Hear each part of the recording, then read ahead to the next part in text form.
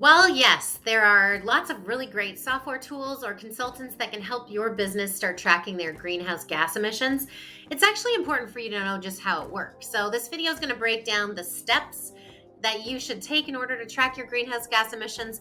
If you're too busy to do that, or if you'd rather work with an expert or hire somebody to work at your company and do this, great. But it's definitely important for you to know how it works. So, let me spend the next couple minutes explaining so you know.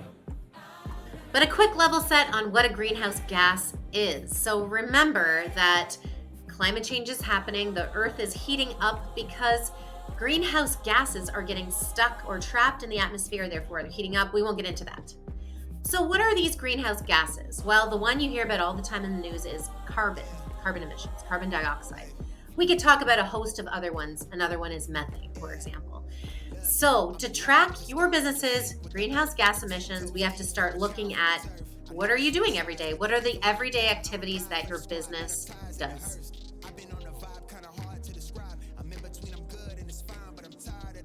Identify what you're measuring or what is the scope. So, figure out what are all the things we got to measure. It could be like energy consumption. So, go to your energy bills. It could be transportation. It could be manufacturing processes. Number two is list where the emissions are coming from. So again, are they coming from electricity? Are they coming from transportation? Are they coming from burning fuel, for example? The third one is collect the data. This is the fun part. So this is when you ask your team to send you all of your electricity bills. You need to open up your fleet management tool and pull all that data. So that is the data.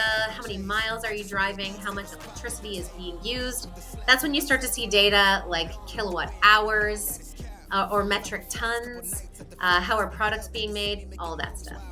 Then number four is the tricky one. Let's talk about that now.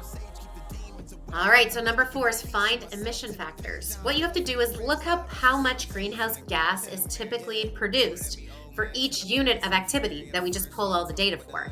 So these are emission factors. So obviously things are more potent than others. There's a database or guides that can really help you figure that out. Number five is doing the math. So yeah, it's literally math. A lot of people do this in spreadsheets, or again, I mentioned you can use a software tool.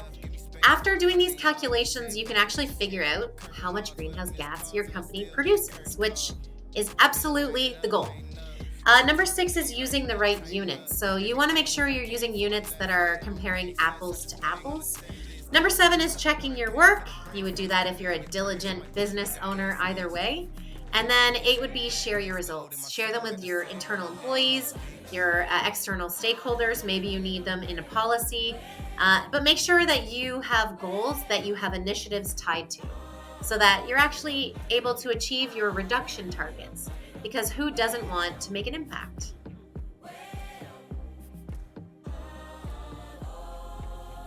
Calculating greenhouse gas emissions always reminds me of financial planning. So your financial statements will come out annually, or potentially you'll do them quarterly. And this is something you should do as well. So if you're calculating your emissions in a spreadsheet or in a software tool, do that every quarter or every year, just like you're doing with your finances.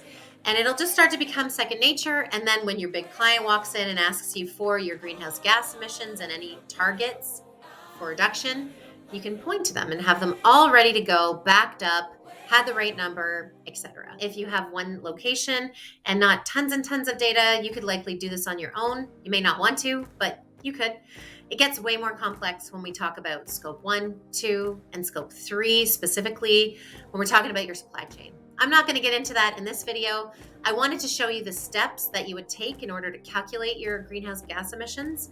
And there's another video on scope 1, 2, and 3 that you can watch anytime.